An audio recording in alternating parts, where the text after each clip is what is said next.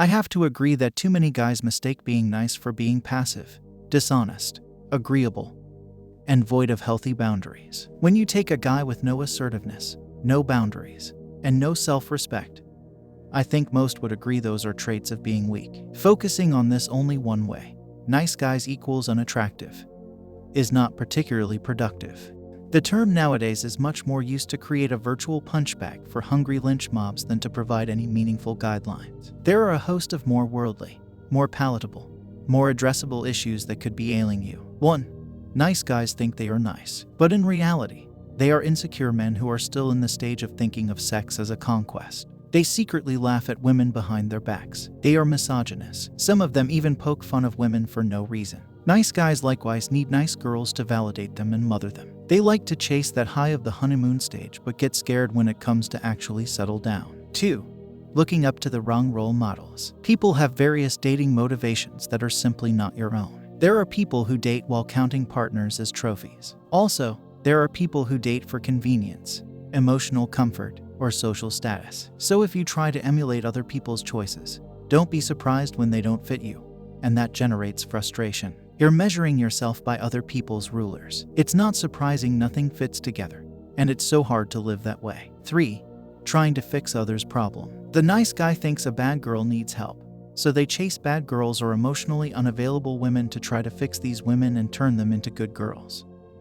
Then they end up with emotionally immature or narcissistic women. And guess what? Those women are their immature equals. 4.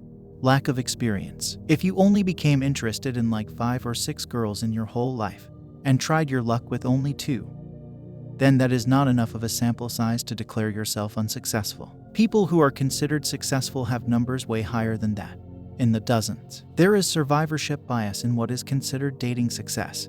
You don't see the countless rejections, humiliations, and ugly relationship endings of so-called successful people. 5.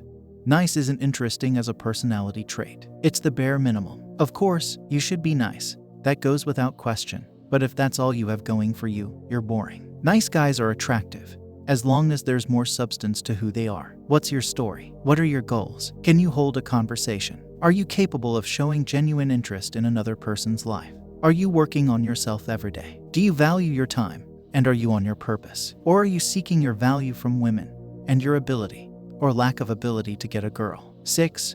Too available. The reason nice guys tend to be unsuccessful with women is that, right off the bat, they tend to be too smitten, too predictable, too available, too eager to please, and are often ready to rearrange their entire lives to accommodate the women they are pursuing, as they instinctively think that the more you kiss up to a woman, the more she will desire you. The problem with the above is that, as humans, we are wired to attach greater value to things and people that did not fall right into our lap and that demanded some degree of personal investment and effort to get. We also enjoy the feeling that comes from winning things and people that are desired by others, because we interpret that to mean that we have won something or someone valuable. Nice guys appear too predictable, too easy to get, and too easy to control. Something that, deep down, women find devoid of excitement and thrill and, therefore, less attractive. As a result, women will sometimes use nice guys as little toys, emotional crutches, or errand boys. They will keep them around because who doesn't like attention?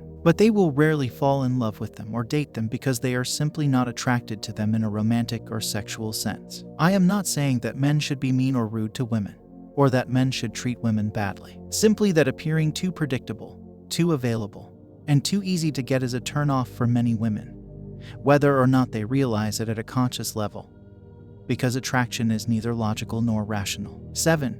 Too focused on failure and guilt. What is wrong with me? Why is the world unfair? If you count the number of times those thoughts shows up in your head, I bet you'd be surprised with how much time you spend putting yourself down. You put yourself down because you don't understand your actual issues, and they are manageable, worldly issues, in which putting yourself down does nothing to advance your cause. The same way we are the average of the 5 people we spend the most time with, we are also the average of the 5 thoughts we spend the most time thinking. If you think about failure and guilt all the time, you'll become an incredibly heavy and unpleasant person to be around. So change your thoughts and live the life you want.